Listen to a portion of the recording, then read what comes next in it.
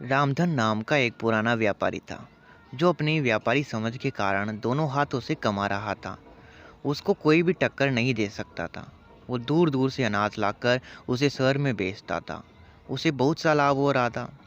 अब वो अपनी इस कामयाबी से खुश था, लेकिन उसने सोचा कि यार व्यापार को बढ़ाना चाहिए।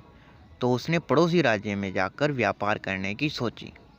अब दूसरे राज्य में जाने के लिए वो मानचित्र देखने लगता है, जिसमें साफ साफ दिख रहा था कि रास्ते में एक बहुत बड़ा मरुस्थल आएगा। खबरों के अनुसार उस स्थान पर कई लुटेरे भी हैं, लेकिन बूढ़ा व्यापारी कई सपने देख चुका था। तो उस पर दूसरे राज्य में जाकर धन कमाने की इच्छा काफ़ी ज़्यादा हो गई थी। उसने अपने कई साथियों को लेकर प्रस्थान करने की ठान ली। बैलगाड़ियां तैयार की और उस पर अनाज लादा गया। इतना सारा माल था कि जैसे कोई राजा की शाही सवारी निकल रही हो। अब बूढ़े रामधन की टोली में कई सारे लोग थे, जिनमें जवान युवक भी थे और बूढ़े अनुभवी लोग भी थे जो बरसों से रामधन के साथ व्यापार कर रहे थे। जवानों के अनुसार अगर एक टोली का नेतृत्व कोई नव युवा करेगा तो अच्छा होगा, क्योंकि ये अब रामधन तो बूढ़ा हो जाएगा, धीरे धीरे बूढ़ा हो गया है ये, और पता नहीं उस मरुस्थल में इसका क्या होगा। तो कुछ नौजवानों ने मिलकर अपनी टोली बना ली और स्वयं का माल लेकर दूसरे राज्य में जाकर व्यापार करने की ठान ली। रामधन को उसके चहेते लोगों ने इस बात की सूचना दी। तब रामधन ने कोई गंभीर प्रतिक्रिया नहीं दिखाई और उसने कहा, भाई सबको अपना फैसला लेने का हक है। अगर वो मेरे इस काम को छोड़कर अपना काम शुरू करना चाहते हैं तो मुझे क्या दिक्कत है, और भी जो उसके साथ जाना चाहे तो जा सकता है। अब दो अलग व्यापारियों की टोलियां बन चुकी थी, जिसमें एक का नेतृत्व ये बूढ़ा रामधन कर रहा था और दूसरे का नेतृत्व वो नवयुवक गणपत राम कर रहा था। दोनों की टोलियां वृद्ध और जो नौजवान था, वो दोनों की टोलियां सवार होकर चलने को ले तैयार हो जाती है। सफ़र शुरू हुआ।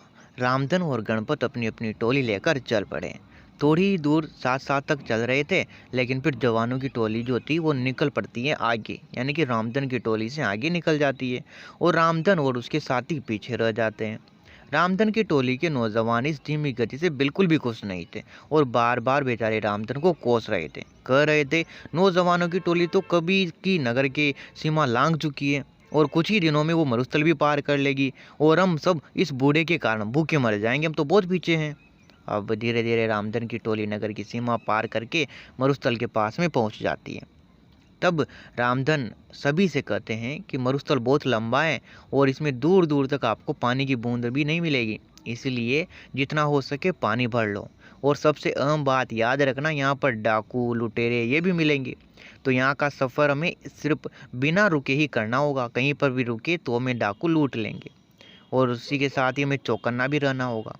अब उन्हें मरुस्थल के पहले तक बहुत से पानी के गड्ढे मिल जाते हैं, जिससे वो बहुत सारा पानी इकट्ठा कर लेते हैं।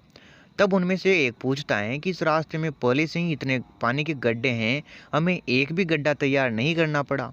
तब रामधन भाई साहब कहते हैं, इसीलिए तो मैंने उन नौजवानों की टोली को आगे जाने दिया। ये सभी उन लोगों ने खुद के लिए किया हुआ है, जिसका लाभ हम सभी को मिल रहा है, यानी कि ये जो गड्ढे हैं वो उन्होंने खोदे हैं। अब यह सुनकर टोली के विरोधी साथी खिंचवा जाते हैं थोड़ा सा, और अन्य रामधन के अनुभव की प्रशंसा करते हैं। सभी रामधन के कहे अनुसार बंदोबस्त करके आराम से आगे बढ़ते हैं। आगे बढ़ते हुए रामधन सभी को आगाह कर देते हैं अब हम सभी मरुस्थल में प्रवेश करने वाले हैं, जहाँ ना तो पानी मिलेगा, ना खाने को फल मिलेगा, ना ठहरने को जगह मिलेगी, और ये बहुत ही लंबा है, हमें कई दिन भी इसमें लग सकते हैं। सभी रामधन की बात में हामी मिलाते हुए उसके पीछे पीछे चल लेते हैं। अब वे मरुस्थल में प्रवेश कर चुके थे, जहाँ बहुत ज़्यादा गर्मी थी, जैसे अलाव जला रखे हो। आगे चलते चलते उन्हें सामने से कुछ लोग आते हुए दिखाई दिए। वे सभी रामधन को प्रणाम करते हैं, हालचाल पूछते हैं। उनमें से एक कहता है कि आप सभी व्यापारी लगते हो, काफ़ी दूर से चले आ रहे हो, अगर आपकी कोई सेवा करने का हमें अवसर देते हो तो हमारे लिए अच्छा होगा और आपके लिए भी अच्छा होगा। लेकिन उनकी बात सुनकर रामधन जो है हाथ जोड़ते हैं और कहते हैं, भाई हम सभी भले चंगे हैं, तुम्हारा धन्यवाद जो तुमने हमें यहाँ पर ठहरने के लिए कहा, हमारी सेवा करने के लिए कहा। और वे अपने साथियों को लेकर आगे बढ़ जाते हैं। आगे बढ़ते ही टोली के कुछ नवयुवक फिर से रामधन को कोसने लगते हैं कि जब वे हमारी इतनी सहायता करना चाहते हैं तो इस बूढ़े को क्या परेशानी है। अब कुछ देर चलने के बाद फिर से कुछ लोग सामने से आते हैं और जिनके जो कपड़े थे वो गीले हो रहे थे। वे रामधन और उनके साथियों से कहते हैं कि आप सभी राहगीर लगते हैं और इस मरुस्थल के सफ़र में थक भी चुके होंगे। अगर आप चाहो तो हम आपको पास के ही एक जंगल में ले चलेंगे जहाँ बहुत सा पानी है, खाने को फल हैं, साथ ही अभी वहाँ पर तेज बारिश भी हो रही है। उसी में हम सभी भीग गए हैं। अगर आप सभी चाहें तो अपना सारा पानी फेंक कर जंगल में नया पानी भर लेना, पेट भर कर आराम से फल वगैरह खाना। लेकिन रामधन भाई साहब इस बार भी साफ ना बोल देते हैं उन्हें और अपने साथियों से जल्दी चलने के लिए कह देते हैं। अब टोली के जो कई सारे नौजवान थे वो रामधन पर बहुत गुस्सा करते हैं और वे उसके समीप आकर अपना सारा गुस्सा निकाल देते हैं। पूछते हैं, क्यों? वे इतने भले लोग थे, उनकी बात आप क्यों नहीं सुन रहे हो? क्यों हम सभी पर जुल्म कर रहे हो?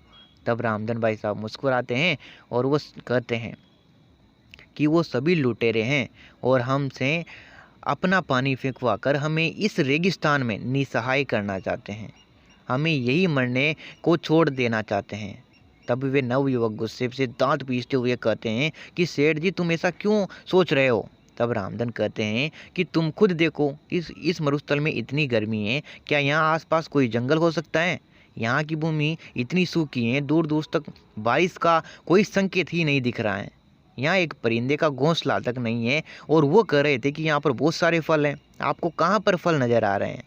जरा निगाह उठाकर देखो, दूर दूर तक बारिश के बादल तक नहीं दिख रहे हैं, ना ही हवा ऐसी ठंडी भरी चल रही है, ना ही गिल्ली मिट्टी की खुशबू आ रही है। तो फिर कैसे उन सभी की बातों पर यकीन किया जा सकता है? मेरी बात मानो, कुछ भी नहीं है, उनकी बातों में मत आना। हमें लगातार बिना रुके चलना है। अगर जिंदा रहना है तो मेरी बात मान लो। कुछ देर आगे चलने के बाद उन्हें रास्ते में कई नर कंकाल यानी कि मनुष्यों के कंकाल दिखे, टूटी फूटी बैलगाड़ियाँ दिखी। वे सभी कंकाल वो जो गणपत आगे निकल गया था उसी की टोली के थे। उनमें से एक भी नहीं बचा था। उनकी ऐसी दशा देखकर सभी रोने लगते हैं क्योंकि वे सभी उन्हीं के साथी थे। तब रामधन कहते हैं कि जरूर इन लोगों ने तुम्हारे जैसे ही उन लुटेरों की बात सुन ली हो गई और उन्हें अच्छा आदमी समझा होगा और इसका परिणाम ये हुआ। आज उन्हें अपने जीवन से हाथ धोना पड़ा। रामधन सभी को ढांढस बंधाते हुए कहते हैं कि हम सभी को यहाँ से जल्दी निकलना होगा क्योंकि वे सभी लुटेरे अभी भी हमारे पीछे हैं और प्रार्थना करो कि हम सभी यहाँ से सलामत निकल जाएं। दोस्तों, कहते हैं ना कि अनुभव की कंघी जब काम आती है जब सर पर कोई बाल नहीं बचता। मतलब क्या है? मतलब यह है कि अनुभव उम्र बीतने और जीवन जीने के बाद ही मिलता है।